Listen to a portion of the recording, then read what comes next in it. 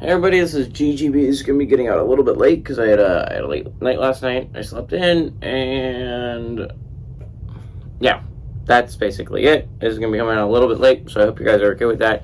By the way, I'm streaming today in a couple hours, so if you guys did not know that, you should hop on over to the stream in a couple hours. I'll start probably 3 o'clock Eastern Time, 2 o'clock Central. It's going to be hyped. It's going to be a lot of fun. Chat versus me, and there's lots of online. Anyways, no upsets yesterday, which puts me at 3.5 points. One upset away from hitting, or no upsets in a day, and I hit that 4-point mark that I need to hit. Anyways, we got a lot of games to go over today, so let's start at 12 o'clock. We number 19, Creighton, which is 18-10, traveling to Villanova, who's 14-14. Creighton favored by 2.5 on Fox. 12 o'clock, we had Oklahoma, who's 13-15, traveling number 23, Iowa State, who's 17-10. Iowa State favored by 7.5 points on ESPNU. At 12 o'clock, we got number 18, UConn, which is 21-7, traveling to St. John's, who's 17-12. UConn favored by 7.5 points on CBS. At 12 o'clock, we number 24, TCU, is 18-10, traveling to Texas Tech, who's 16-12. Texas Tech actually favored by 2 in this game on ESPN2. At 2 o'clock, we had Arkansas, who's 19-9, traveling to number 2, Alabama, who's 24-4. They had a favored by 8 on ESPN2. At 2 o'clock, we had Arizona State, who's 19-9, traveling to number 7, Arizona, who's 24-4. Zona favored by 11.5 points on CBS. At 2 o'clock, number 8, Texas, who's 22-6. Traveling to number 9, Baylor, who's 20-8. Baylor favored by 3.5, actually, on this game on ESPN. At 2 o'clock, number 14, Kansas State, who's 21-7. Traveling to Oklahoma State, who's 16-12. Okie State actually favored by 2.5 on ESPNU. At 3:30, we had number 25, Texas A&M, who's 21-7. Traveling to Mississippi State, who's 18-10, in a pick'em game on the SEC Network. At 4 o'clock, we have Florida State, who's 8-20, traveling number 13, Miami, who's 23-5. Miami favored by 13.5 points on ESPN2. At 4 o'clock, we have West Virginia, who's 16-12, traveling to number 3, Kansas, who's 23-5. Kansas favored by 10 on ESPN.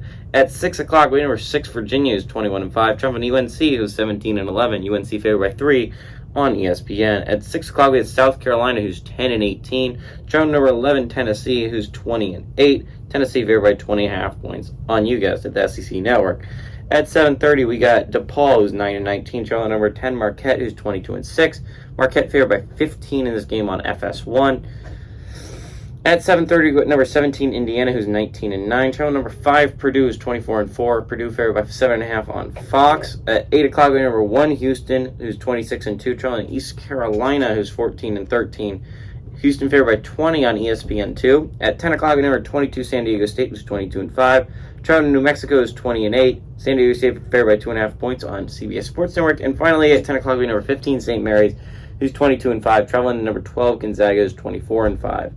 Gonzaga favored by 5 points on ESPN. Anyways, let's get into how all this is going to affect all the conferences. We're going to start with the Big East, in which we have 3 games. We got Creighton, Villanova, UConn, St. John's, and Marquette, DePaul. So we'll start with Marquette at the top. With a win, they move to 15-3 and have they clinch at least a share of the Big East title. Win 2, and you got it all. You win the entire thing. Important game for DePaul. Important game for Marquette here today. Xavier won last night, so this is an important game for Creighton as well. Well, obviously with a loss, by the way, by Marquette, they fall to 14-4, only a game up in the Big East. Again, a win in their next game clinches at least a share, but this would be a big loss for Marquette. It would only give you a game up with 2 games remaining. You'd have to win out to win the outright title. Big game for Creighton, because with a win, they can move to 13-5 and into a tie for second place with Xavier. Now, Providence likely matches that tie when they play Georgetown tomorrow, but you would at least keep pace for a chance at the number 2 overall seed, which is an important seed to have. A loss here by Creighton and a win by UConn would be weird. UConn's starting to get weirdly close here then. You'd end up having Creighton at 12-6 and UConn at 11-7, only a game back. Now, to be fair, there's still 2 games. There's only 2 games left remaining, so not a lot of time to catch up if you're UConn. But a loss here by Creighton would be huge. A UConn loss here, by the way, would fall them to 10-8. It still seems unlikely, considering they're a game back, but it wouldn't be impossible for Seton Hall to possibly overtake the 5 seed still, even with their loss last night, if St. John's was to upset them. Villanova with a win today could move to 9-9 and into a tie with Seton Hall for 6th place in the Big East. I don't know how tiebreakers work in that scenario because I don't know their records against each other, but Nova has actually started to play some good basketball as of late, and Seton Hall should be worried with 2 games down the stretch if they can win all of them and keep themselves at a chance at the 6th seed. So Nova is a growing concern here today if you're a Seton Hall fan. But with a Nova loss, they fall to 8-10. With a St. John's victory, they move to 8-11, and suddenly Villanova has to worry about protecting the 7th seed from a rising Red Storm. This would be a big game for St. John's to pick up because they're not going to make the NCAA tournament unless they go on a Big East run. That means finishing as high a seeding as possible. So 8-11, a loss here by Nova would fall into 8-10. You're only half a game back if you're St. John's. It's a big game for you here today. If you fall to 7-12, you're only a game up in the win column over Butler. I don't know if they play today. I believe they might. Actually, I don't think they do because all the unranked teams I know when they're playing. So, yeah, I don't know. I don't think Butler plays today. But you would only be a game back in the win column if St. John's was to lose this one if you're Butler. So, we'll go over who's fan of who. DePaul with a victory, 4-14. It seems unlikely that you catch Butler. You're still 2 games back, even if you do pull off the upset if you're DePaul. And I don't know how tiebreakers work between you, and that's basically the best case scenario is Butler loses out, you win out, you end up with the same record. I don't know how tiebreakers work out. It's basically the best case scenario for DePaul, but at least you keep the hope alive. If you lose here to DePaul, you put yourself in a position where if Georgetown somehow pulls off the upset tomorrow, they're only half a game back in the loss column, half a game back actually, from taking that second to last place from you, and you fall into last place. So basically, here's who's fans of whom today. Xavier, Providence, Creighton fans, all big fans of, you guessed it, DePaul today. Hoping Marquette loses and they keep their chances at a Big East title alive, or at least a part of. You keep a chance at an outright Big East title alive if they lose today. Xavier, Providence, and Marquette to an extent, big fans of Nova today, trying to beat Creighton. You don't want Creighton to win. UConn, also a big fan of Nova. You want to get as close to Creighton as possible. UConn would be the biggest benefactor, although Providence and Xavier would also be pretty big benefactors of a Creighton loss. Seton Hall fans, when UConn's playing St. John's, big St. John's fans. Nova is probably not going to catch UConn, so Nova's probably a significant UConn fan, and Butler is as well. Seton Hall's a big Creighton fan. They don't want Nova to catch them. And Georgetown's a big Marquette fan. Basically, that's how the Big East turns out today. Let's move on to the Big 12. This is going to be a long video if you did not already guess it. We got Kansas, Texas, Kansas State, Baylor, Iowa State, TCU, Oklahoma State, West Virginia, Texas Tech, and Oklahoma all playing today. The entire conference is going at it. So let's start with Kansas. With a win and a Texas loss, you have an outright Big 12 lead in the title. Obviously, if Kansas and Texas both win, they have both tied for first place. Obviously, with a Texas win and a Kansas loss, Texas have the lead, and if they both lose, Kansas and Texas are still tied for first place, although it gets a little bit closer. Kansas State is playing Oklahoma State today. With a win, can move to 10-6. With a Kansas and Texas loss, Kansas and Texas would be 11-5, and Kansas State and Baylor would be at 10-6. Only a game back. To be fair, only, I believe, 2 games left on the schedule, so not a lot of time to catch up for a Big 12 title here, but this would be a huge chance if Kansas State or Baylor even have a shot at it. With a loss today for Kansas State and a Baylor win, they can move to 10-6, and Kansas State falls to 9-7. With an Iowa State victory as well, they could move to 9-7. This is worst case scenario for K-State, by the way. If Iowa State was to win their game, they can move to 9-7, and Kansas could have. It doesn't matter what happens to Kansas and Texas, but Baylor would be out of an outright third place, which is not what Kansas State wants, and then suddenly it would be a tie for fourth with the Cyclones. Obviously, that's what if you're a Iowa State fan, you're hoping for K-State and Baylor both to drop their games. So K-State and Baylor both fall to 9-7. You to win your game, you move to 9-7, and it's a three-way tie for third place in the Big 12. If you're a TCU fan, you're not rooting for that. You're hoping Iowa State drops their game against Texas Tech. No, that's what TCU's playing. Who's Iowa State playing again?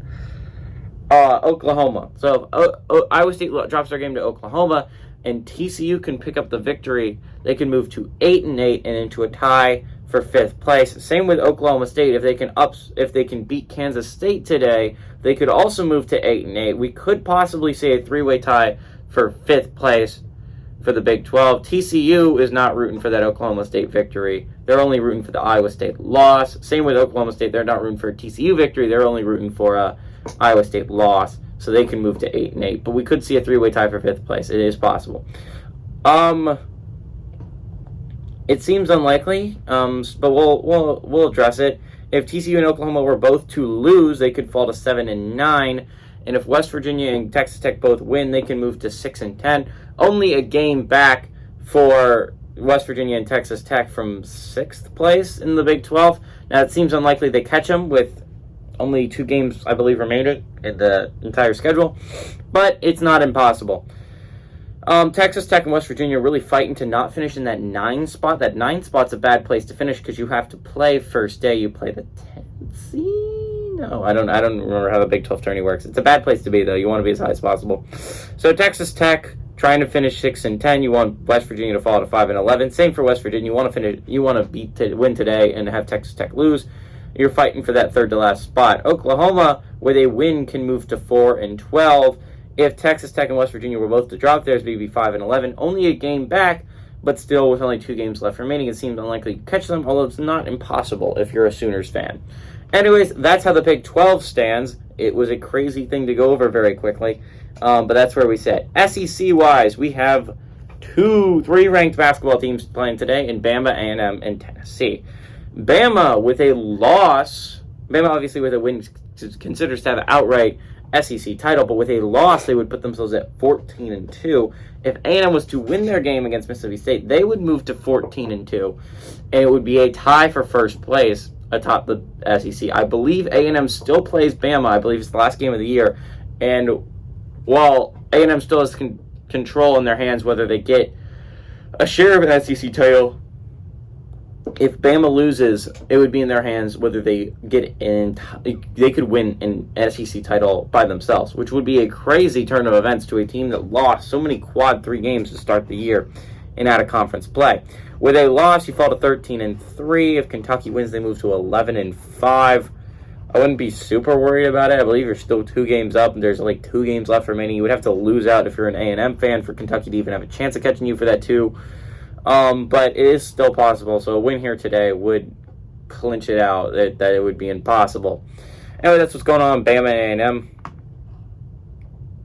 A&M. Tennessee is 9-6 with a win today, could move to 10-6, and if Kentucky lost today, they could fall to 10-6, and it would go down to tiebreakers. Unfortunately for Tennessee, they were swept by Kentucky, so that if they want the 3 seed, they're going to have to finish a game better than the Wildcats, but it would still put them in a good situation. With a loss, they could fall to 9-7. With an Auburn loss as well, it wouldn't be too big of a deal because you'd still be tied for 4th, although it could be possible that Mizzou and Arkansas also and Vandy all move into that 9-7 spot.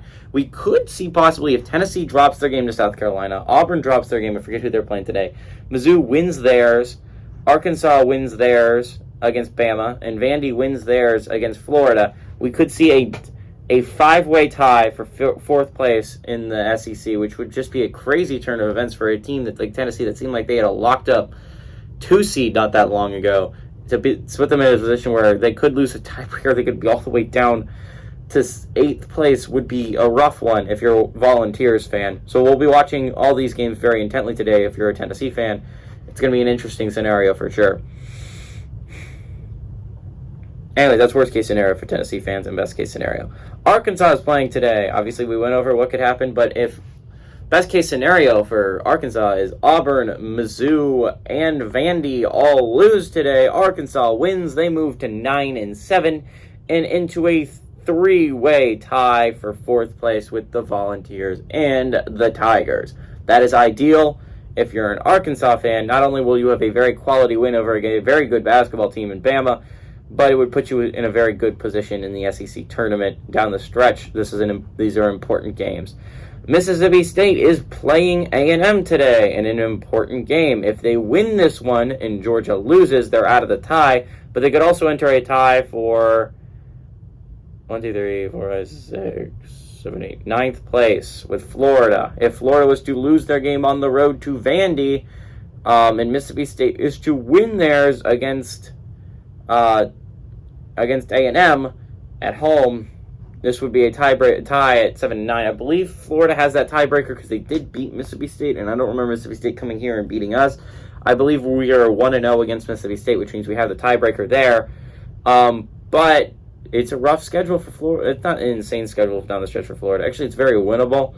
But if Florida drops one of those, Mississippi State has a chance to overtake them. Important game for Mississippi State. If you drop this one, though, if you're Mississippi State, you fall to 6-10. If Georgia wins theirs, which I don't remember who they're playing, I think they're playing Mizzou.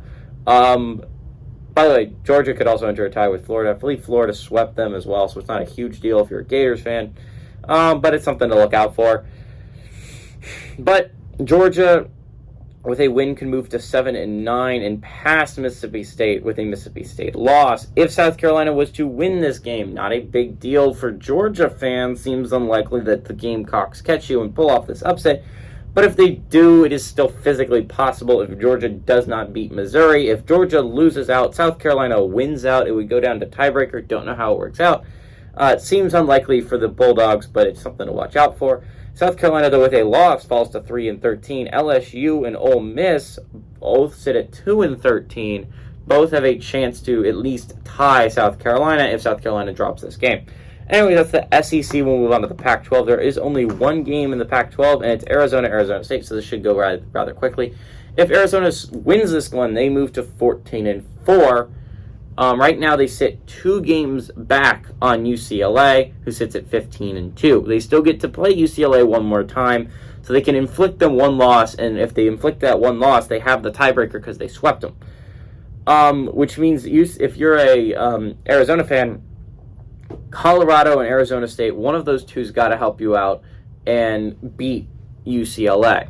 So that seems unlikely, but the Sun Devils have shown some fight, and it's possible. But Arizona sits at 13-4. With a win, moves to 14-4. With a loss, they fall to 13-5. I don't know who USC plays, but they have a chance to tie for second place. With a win today, they could move to 13-5. Zona would fall to 13-5. Big game for USC fans, really rooting for Arizona State.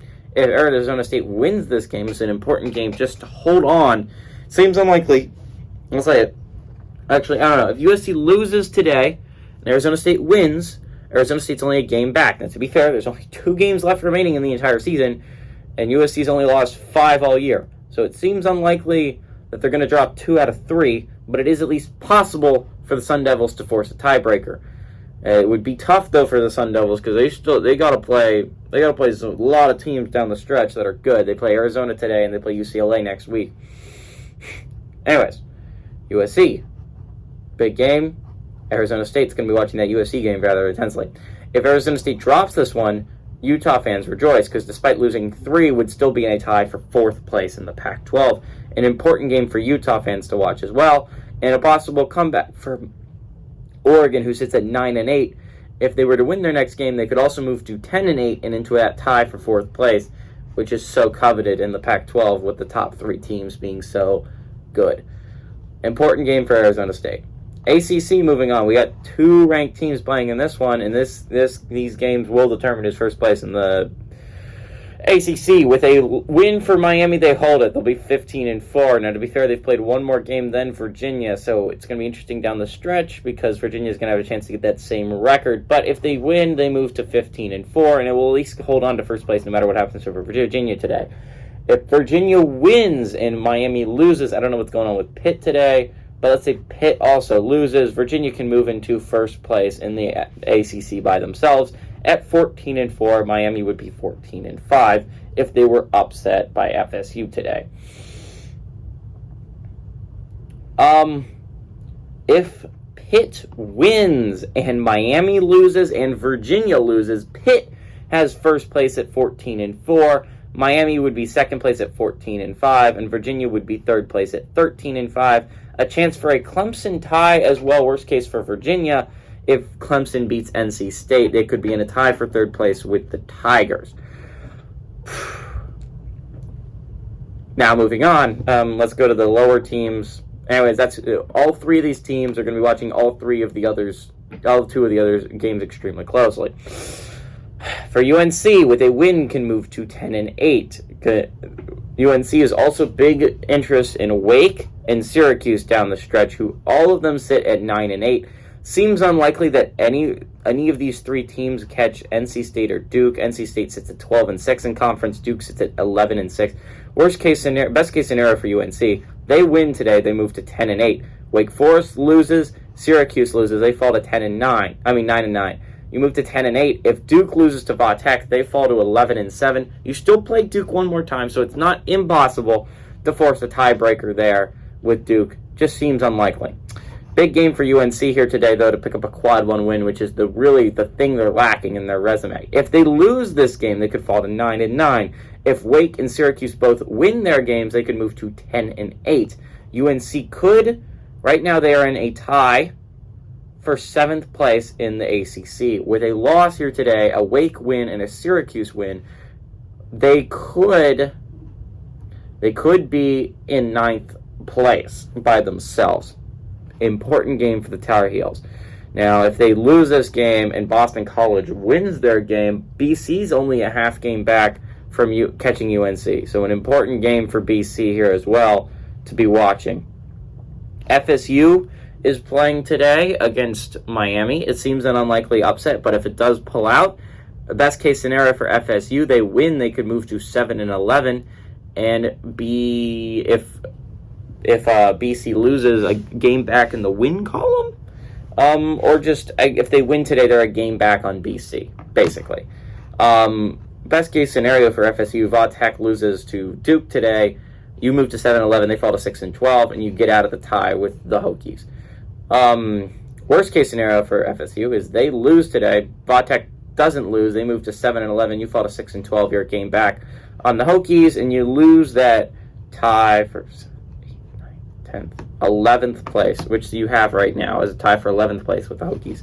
Important game for both Virginia Tech and FSU. If they both drop them, they're still both in that tie. Important game.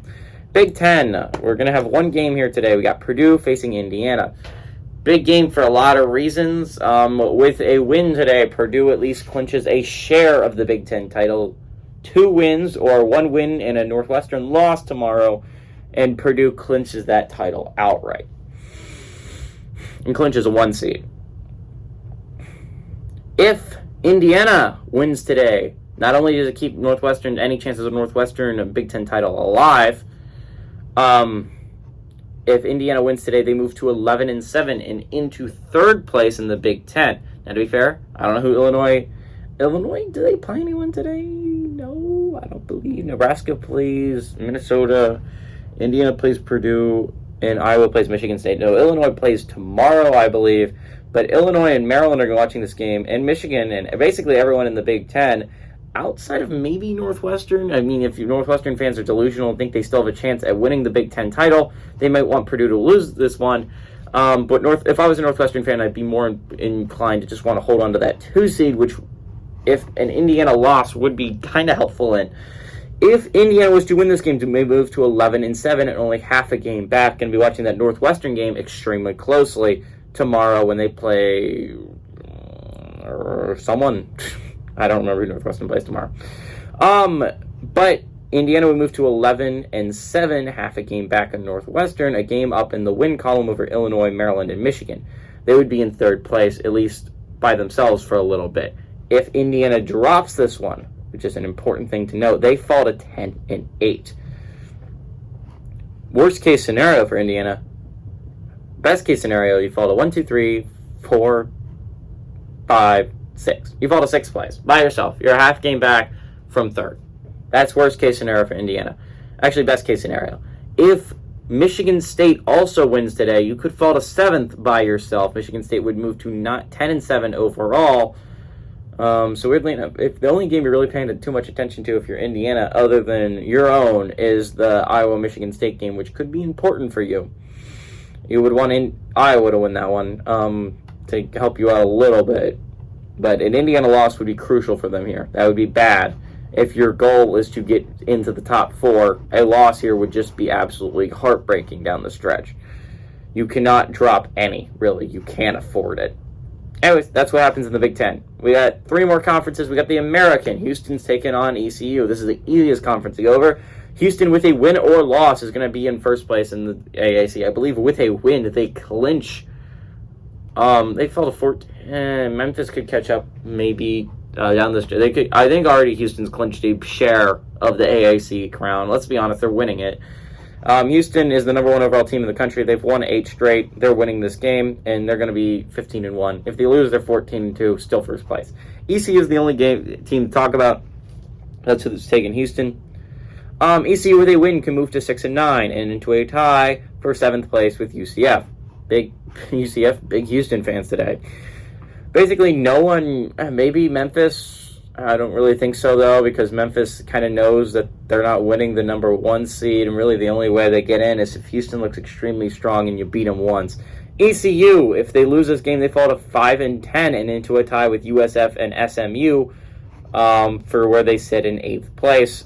This would be a bad loss for ECU, but it's going to happen. So anyway, that's what's going on in the American. Mountain West, you got San Diego State taking on New Mexico. This is an important game. So basically this game happens at 10 o'clock. 3 hours earlier, Boise State's taking on San Jose State, and both New Mexico and San Diego State are both so fascinated and interested in that game. New Mexico, big Boise State fans. San Diego State, big San Jose State fans. San Diego State sits at 13-2, if you did not know. Boise State sits at 12-3. Boise State's a game back for first place. San Diego State has it right now, but Boise State controls their own destiny for at least getting a share of the Mountain West. So a Boise State loss would be huge for San Diego State. It would give them wiggle room. New Mexico, on the other hand, with a San Jose State loss, they both are tied for 5th place at 7-8. With a San Jose State loss, they would fall to 7-9. If New Mexico would be able to pull off the upset, they would move to 8-8. And even if they don't pull off the upset, it's still a tie at 7-9, which is why it would be important for San Jose State to lose that basketball game if you're a New Mexico fan. New Mexico, so basically with a win, if you're New Mexico, you can get a part. You could possibly be all by yourself in 5th place if San Jose State loses to Boise State, which is a likely scenario. New Mexico has to defend home court, though, against, quite honestly, the best team in the Mountain West in the Aztecs. Boise State, obviously big New Mexico fans, because if New Mexico is to win this game, San Diego State could fall to 13-3. If Boise State wins their matchup, they're in 13-3, and right now they're tied, and I believe Boise State still controls their own destiny. And so Boise State would control their own destiny for winning the Mountain West outright. An important game for Boise State fans to watch on CBS Sports Network. A very important game for both Spartan fans, Broncos fans, Aztec fans, and Lobos fans alike. Doesn't really affect anyone else, though. Maybe if New Mexico and San Jose State lose, you can theoretically see UNLV possibly catching them. It seems unlikely, though, with this little games down the stretch. West Coast Conference. This is the last day of West Coast Conference basketball, although I don't know. I think there might be some tomorrow. I don't know. I know this is St. Mary's and Gonzaga's last game. What is so fascinating about this game, if St. Mary's wins, right, they get the title outright. Like, they get the West Coast Conference title, they won the in-conference, and not only that, they get the 1 seed. If Gonzaga defends their home court, they both fall to 4. Gonzaga moves to 14-2. St. Mary's falls to 14-2, and it's a tie. They share the West Coast Conference title. And I was thinking about it. Who is the tiebreaker? Because they would have split the series. They would have gone 1-1. They both have 2 losses. Both teams lost to LMU 1 time, which means their record against the entire rest of the entire conference is exactly the same. They're 1-1 against each other. They're 1-1 against LMU, and they're 2-0 against the entire rest of the conference. They have the exact same in-conference record. Right now, Then it would go to net rankings. If what I looked up is correct, it would go to net rankings. Right now, St. Mary's sits as the 8 in net rankings. Gonzaga sits as a 10 in net rankings. We would have to see what would happen tomorrow. We would have to wait till Monday to know who has the 1 seed if Gonzaga wins this. It's not even a question if St. Mary's wins it, though. Anyways, that's what's going on in all the conferences. This was a very, very long video. Saturday videos typically are, which is why I've been kind of avoiding them this year. But who do I think? There's so many good actual options you could take here. Baylor over Texas seems like a very good one, but I kind of like Texas, so I'm not going to root against them. Same with K-State. Okie State over K-State is very possible. Mississippi State over A&M is possible, but I want Mississippi State to lose. I just need to hit on one upset, and which is why I've been going back and forth on this. I'm actually going to take a little bit of a gambit, because I believe there's only one chance at one upset tomorrow, and if there's no upset, I still hit it. And I think I guaranteed myself a 4-point week. But I'm going to go with St. Mary's to upset Gonzaga on the road. I like the Gales a lot. I think they have a really good basketball team, and I think Mahaney is easily one of the best basketball players in the entire country. Hey everybody, this is GGB saying adios amigos, and go Gales.